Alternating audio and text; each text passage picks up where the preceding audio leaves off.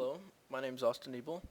I'm 16 years old, and I go to Hampton Roads Academy. And today, I'm going to show you a little bit about what I do in my free time, and that is play Minecraft. Now, it can be associated with, wasting time. I totally agree with that if you're talking about building houses and other boring stuff like that. But what I do is a little bit more interesting. I work with redstone. Redstone is this little piece right here.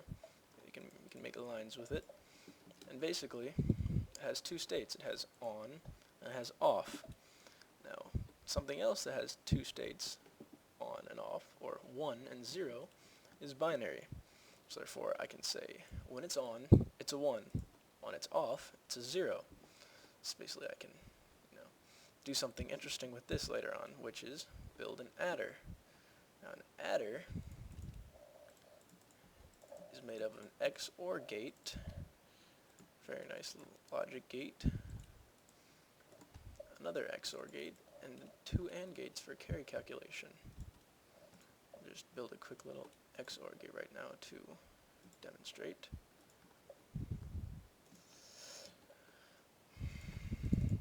Alright, almost finished. And here we are. Here's an XOR gate. We have when one input is on, the output is on. When the other is on, the output is on again. But if both are on, the output is off. So I can add this together with another XOR gate right here, and that will give us 1 bit of an adder.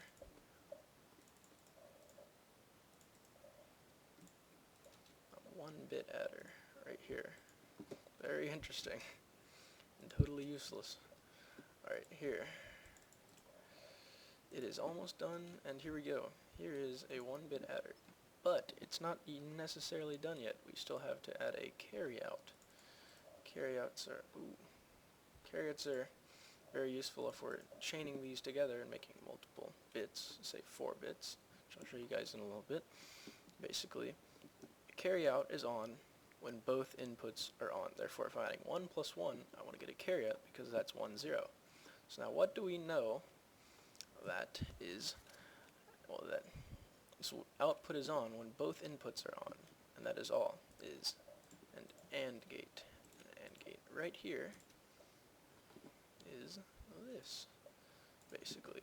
I have input A, I have input B. A, B. Now, the output is only going to be on when both inputs are on, therefore, see? So, if I take this, if both inputs are on, I want to get a signal out. So basically, I'm just doing this path down here just so that it tiles properly later on if I'm adding more than 1 bit. And here we go. Here's the only way this is going to be on is if both inputs are on. Now, I also want to do this if I have a carry in from the previous bit. I want to say the same thing here. So basically, if this is off and that is off, I want this to be on. Therefore, that is a completed adder. So now, if you see, I want to add 1 plus 1. 1 plus, wait a second, oh, there we go, that's a problem. 1 plus 1 gives us 1. 0 plus 1, or sorry, 0 plus 1 gives us 1. 1 plus 1 gives us 1 as well, but, alright. 1 plus 1, finally, here, gives us 1, 0, which is 2 in binary. So, that is 1 bit, but if I wanted to say, make this more bits, like 4, there we go. It's a 4-bit adder. Say I want to add, 5 plus 3, which is 5 in binary is 1, 0, 1. 3 is 1, 1. Gives us 8 right here, which in binary is 1, 0, 0, 0. So, now adders are a pretty nifty thing that I've used to build a bunch of other things. Say a multiplier, which I guess I'll show you guys right now. Right here does exactly what it says. It takes 2 binary numbers, 4-bit binary numbers, and multiplies them together. Use the shift add algorithm, which is pretty easy to implement in Minecraft because adders, and I just built one over there, and they're pretty simple. All right, so I guess I'll do 15 times 15, which is going to give us the highest number possible with this because it's 4 bits, and 1111 is the highest you can have here. So 15 times 15 should give us 225 in decimal, or 1110001 in binary. That is 128 plus 64 plus 32, which is 224. I'm pretty sure my math is right there. Plus 1, which is 225. Therefore, you have 15 times 15, which gives us 225. So that is the multiplier. And one step up from that, I guess, would be a divider. Now, if I let this load, this is my divider right here.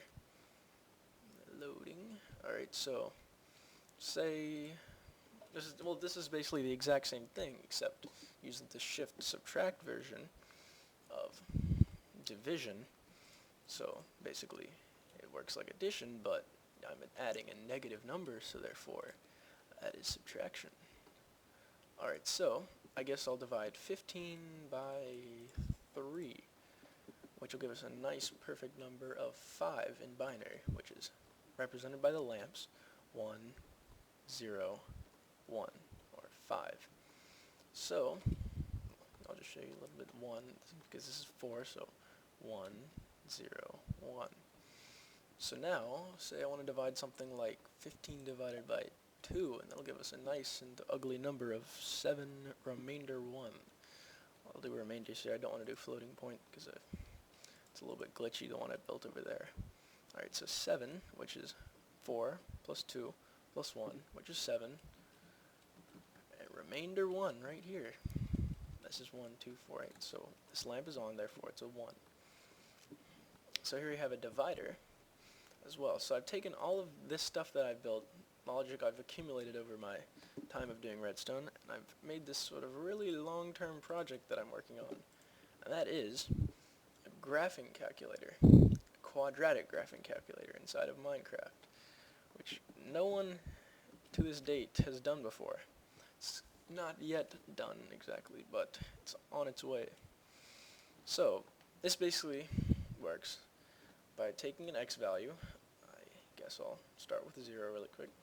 It takes an x value and it turns on this whole column. Yes, column. Turns this whole column, and that is 0. So I'll say, I don't know, x will be 0 for this point. So then I run 0 through this equation, and you can see the answer is 6. So at 0 for this equation, the value is 6. Therefore, it'll turn on a 6th row, which is right here. It'll be decoded into a 6th row. So binary 6 will be somewhere along this, and it'll turn on a row. So the point in which this column and the row as the value where those 2 points intersect will be the plot pointed. So therefore it'll be 6, so it'll be like right here or something. And then it does that for every point, so like when x is 1, the equation will be somewhere up here, and then when it gets higher and higher and higher. So it's basically how it works in principle. I guess I'll show you guys exactly how it works back here.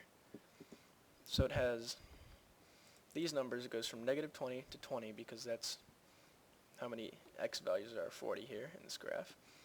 It uses decoding to get those binary numbers right here.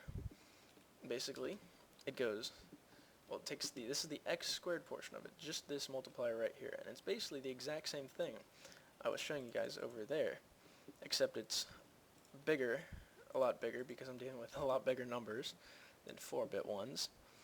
So it'll take that x value, which is over there, and it'll input that x value into this multiplier, because x squared is really just x times x. So that'll give us an answer. That answer is bust all the way down here into this other large multiplier. And that large multiplier just takes that x squared value and multiplies it by the a in ax squared. And that number is user inputted up there somewhere when I'm done, way back in the front. Not done yet, of course. yeah, so it'll multiply that ax squared and give me the answer, which is down here. So now I have ax squared.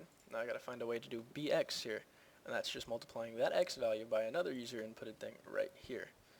And that ax, well then this bx gets bussed down here and added to the ax squared, added or subtracted dependent on the sign that I used. I could have plus or minus over here. So I have that, and then it goes, it's just the c part of the ax squared plus bx plus c. That's just right here where I can add or subtract that. And that'll finally, after all that work, come out into this lines right here. And these lines are the y value. And they get going all the way through here and up to where it's decoded into the y value.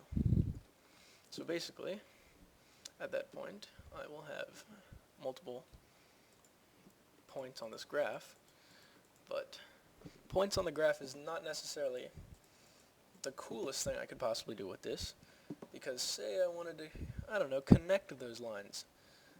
Easy in principle, but when it comes to stuff like this, it's not very simple, so to say. So I've used, well, I'm implementing Breezenham's line drawing algorithm, which is basically the simplest thing I can do because it's integer calculation in Minecraft, and that is basically right here.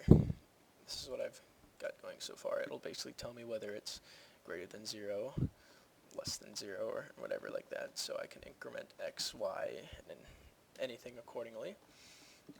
2a plus b I'm doing here, so I don't have to deal with half 1, half b, because, I don't know, I just don't like cutting off a bit if I have to.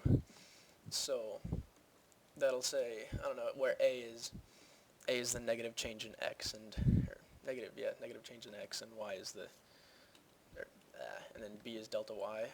So I have that, and that's basically just going to connect the points, which no one has yet to do, because people have built line drawers that plot points and stuff. Well, a few people have, but no one has built a quadratic graphing calculator, let alone a quadratic graphing calculator that connects the points.